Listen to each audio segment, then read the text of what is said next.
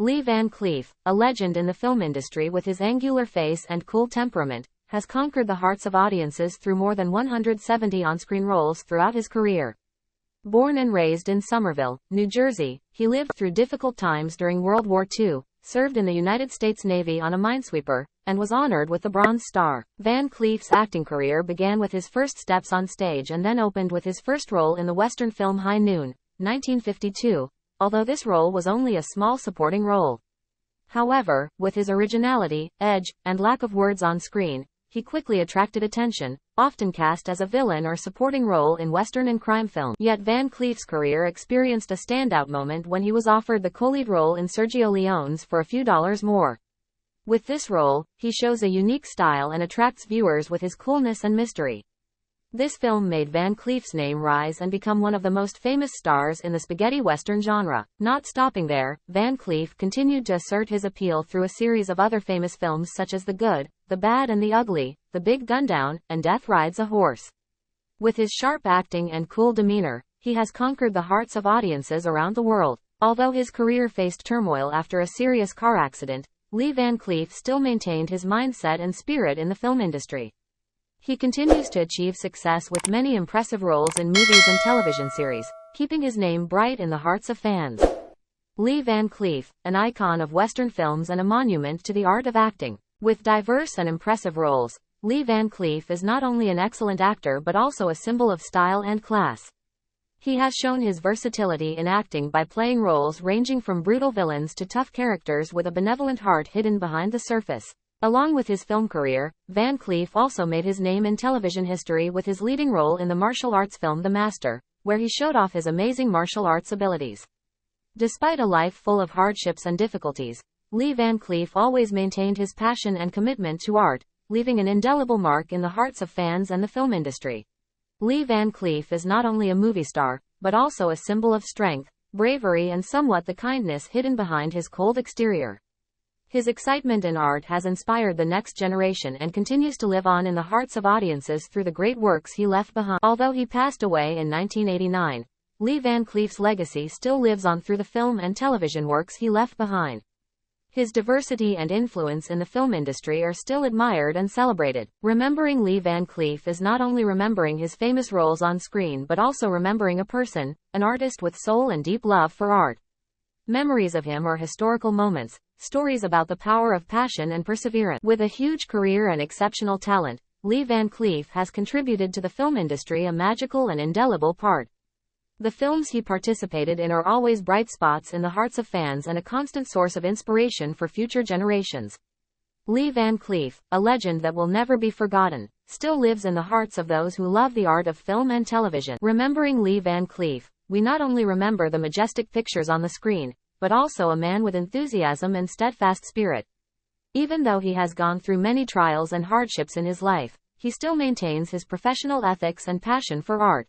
Lee Van Cleef is not only a symbol of strength and authority on screen, but also a friend, a trusted teammate and a shining example for the next generation.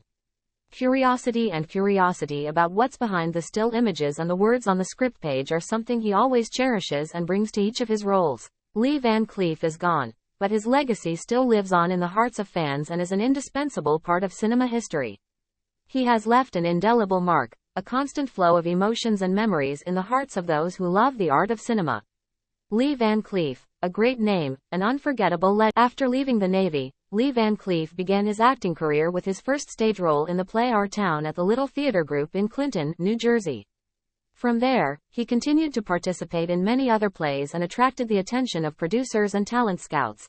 An important stop in Van Cleef's acting career was when he was noticed by film producer Stanley Kramer during a performance of the play Mr. Roberts in Los Angeles. Kramer asked Van Cleef for a role in his upcoming film. Initially, he was nominated for the role of Deputy Harvey Pell, but then, because he wanted to keep his distinctive nose shape, Van Cleef refused and switched to the role of silent gunman Jack Colby. This opened the door for his career in the film industry. Van Cleef's screen debut was in the film High Noon. After that, he was often cast in villain roles, from Tony Romano in Kansas City Confidential, 1952, to his climactic role in Sergio Leone's The Good, The Bad and the Ugly, 1966. In addition to roles in westerns and science fiction films, Van Cleef has also participated in noir films such as Kansas City Confidential, Vice Squad and The Big Combo. In addition, he also appeared on television in various roles in western and crime series such as The Rifleman, Have Gun, Will Travel, and Perry Mason. He has also participated in several episodes of popular series such as The Twilight Zone and The Andy Griffith Show. With such a diverse and rich career, Lee Van Cleef has left his mark in the hearts of fans and is an indelible icon in the film industry. In 1960, Lee Van Cleef appeared in the episode The Bloodline of the series Bonanza, where he played a villainous conman.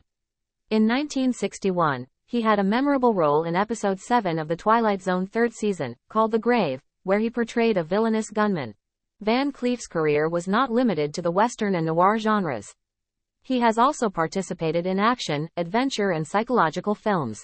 For example, in 1962, he played the villain in John Ford's film The Man Who Shot Liberty Valance, alongside famous names such as John Wayne and James Stewart. In the following years, Van Cleef continued to achieve success with a variety of roles on screen and television. He played roles in films such as The Man Who Died Twice, 1958, The Bravados, 1958, and One-Eyed Jacks, 1961, where he co-starred with Marlon Brando. In addition to his acting career, Van Cleef is also involved in many charitable causes and is a fan of martial arts.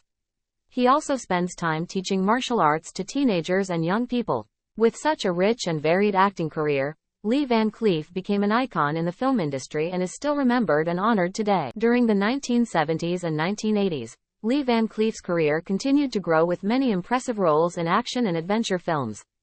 He participated in projects such as Escape from New York, 1981, where he played an extremely dangerous criminal in a crime-ridden New York. This role demonstrates Van Cleef's versatility in acting and his ability to adapt to different film genres. In addition, Van Cleef also participated in international co-productions such as Codename, Wild Geese, 1984, and Armed Response, 1986. His roles in these films all contribute to the appeal and success of the works.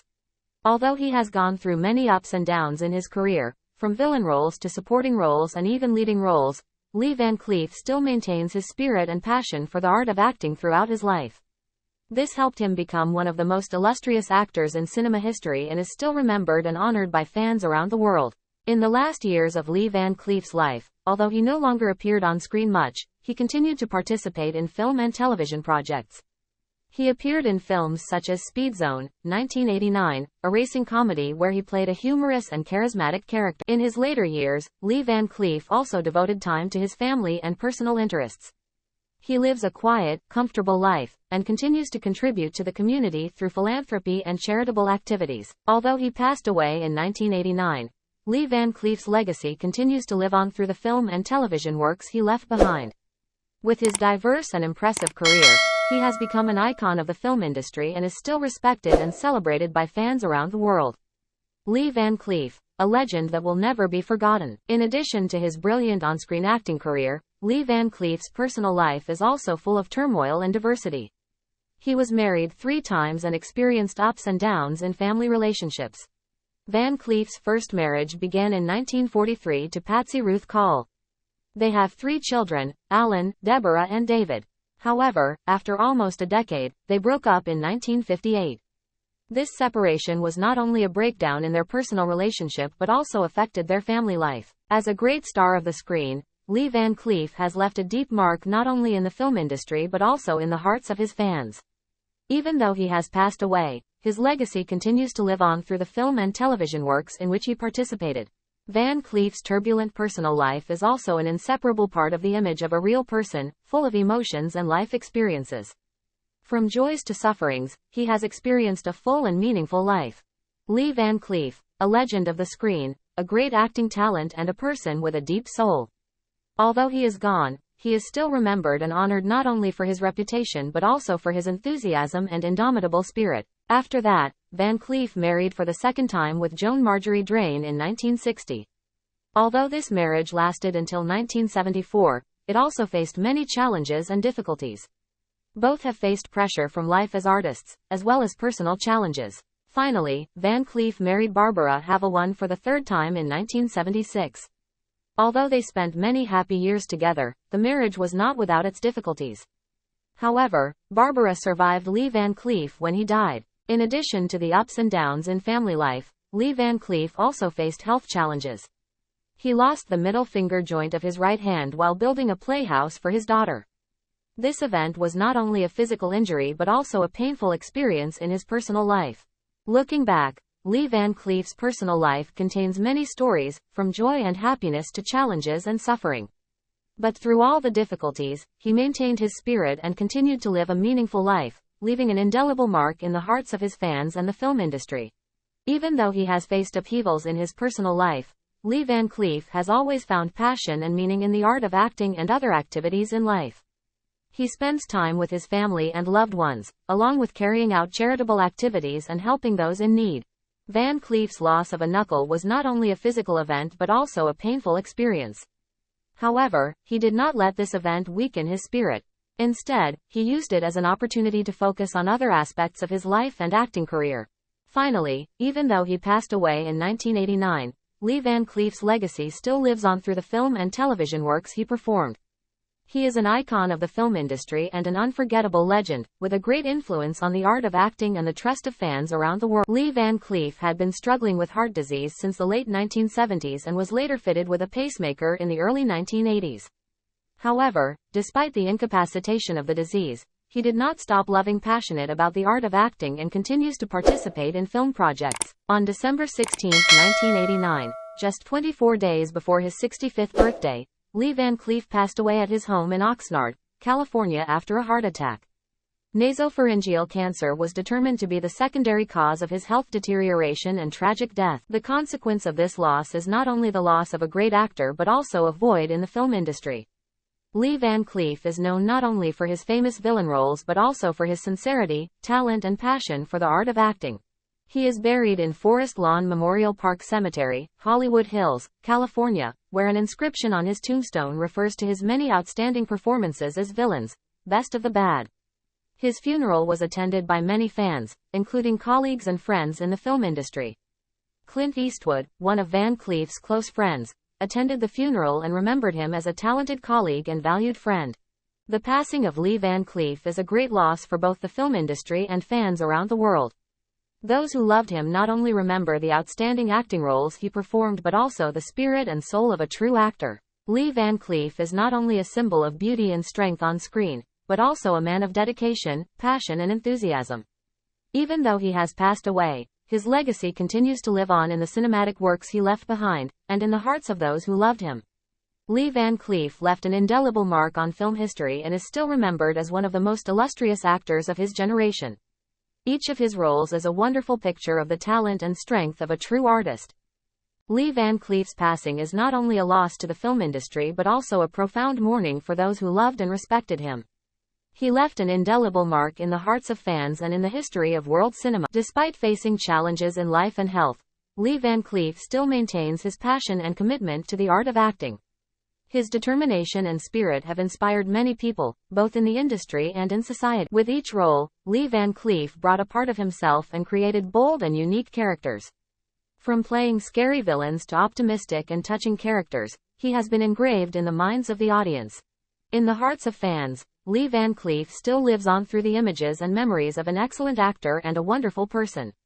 His remembrance and honor never ends, and his legacy will continue to shine through generations. Lee Van Cleef's process of becoming a huge star was not only a journey of patience and effort but also a combination of talent and luck.